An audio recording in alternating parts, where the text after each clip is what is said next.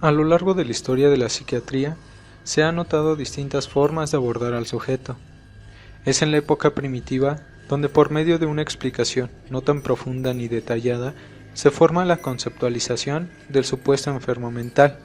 Es característica principal de esta época relacionar todas aquellas cuestiones que causaban impresión en los sujetos y a relacionarlas con distintas entidades divinas o demoníacas.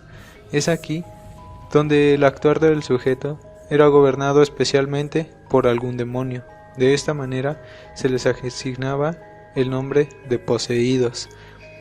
El desconocimiento de los procesos psíquicos que dominaban al poseído, supuesto enfermo mental, los llevó a crear distintos tratamientos que no eran más que torturas atroces hacia el sujeto. Durante la Edad Oscura, en el año cerca de 300 a 1500 después de Cristo, tras la desintegración del Imperio Romano, se volvió a las explicaciones sobrenaturales y demoníacas de las enfermedades mentales. Se consideraba que la propia persona lo provocaba siendo blasfemo, pecando de sobremanera o inclusive con exceso de religiosidad mal empleada. Aunque el enfermo mental era considerado un poseído de los demonios, su tratamiento fue relativamente humanitario durante muchos siglos en Europa. Este tratamiento gradualmente se convirtió en brutal y punitivo y alcanzó su punto más bajo con la población del Malleus Maleficarum, el mazo para las fechorías, cerca del año 1487, en el cual el tratamiento prescrito para el enfermo mental era la tortura y la muerte, pues se creía que la purificación solamente sería alcanzada a través del dolor. En la Edad Media también existió una preocupación por establecer una distinción entre los locos y los endemoniados. Autores como Alberto el Grande, Tomás de Aquino o Arnau de Vilanova establecieron relaciones entre la enfermedad mental y la enfermedad somática. Las teorías humorales seguían estando presentes, así como la teoría de las facultades, según la cual la locura podía deberse a la pérdida de alguna facultad de tipo sensorial, intelectual o conativa.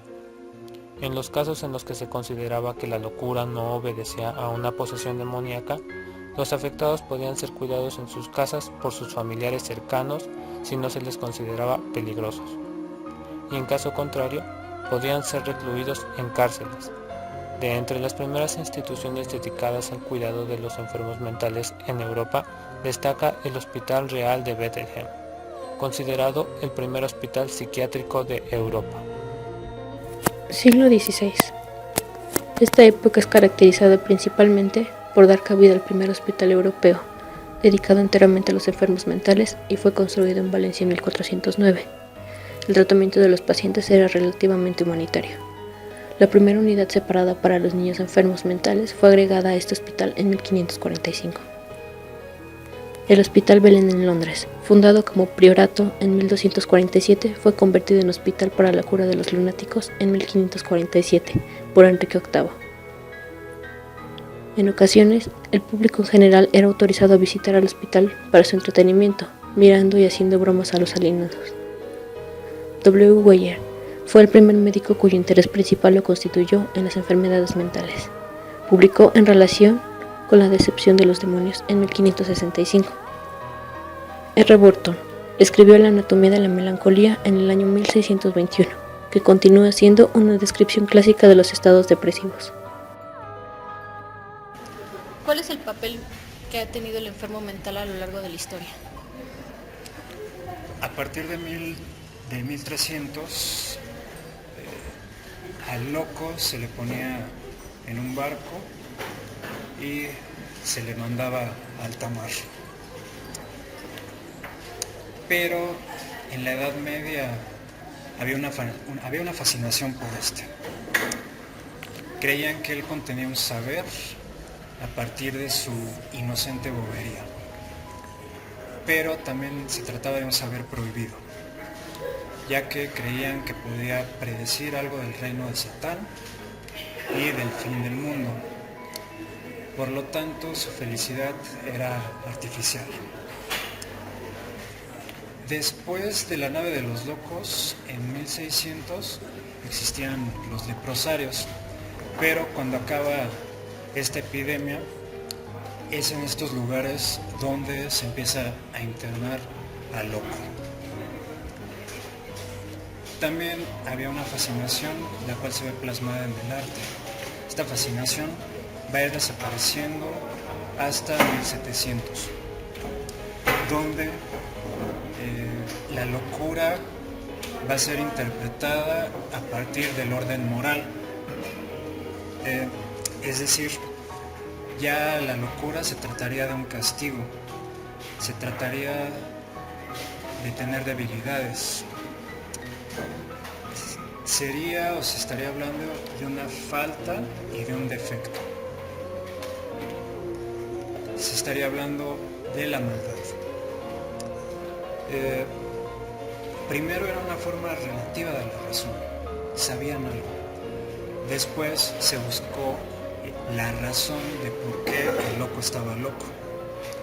También en 1700 es cuando surge la primera clasificación, es decir, empiezan a surgir los términos médicos.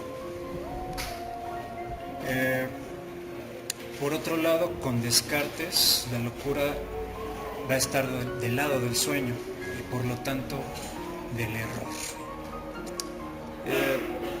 También en 1700, cuando la burguesía se empieza a apropiar de los medios de producción, se dan cuenta que el loco no produce, no trabaja, por lo tanto debe de ser internado para buscar su adaptación. Incluso en estos internados, así le llamaban en 1700, se les ponían labores relacionados con los medios de producción. Entonces, este breve recorrido de la historia de la locura habla de que seguimos arrastrando aquello que se instauró como norma para excluir y hacer que el loco funcione. En el siglo XVIII, incluso antes, se crean las primeras instituciones para enfermos mentales, creciendo cada vez en tamaño y en usuarios, con los cuales se emplearon métodos de supuesta cura, pero siempre con la característica de sufrimiento y mucha tortura.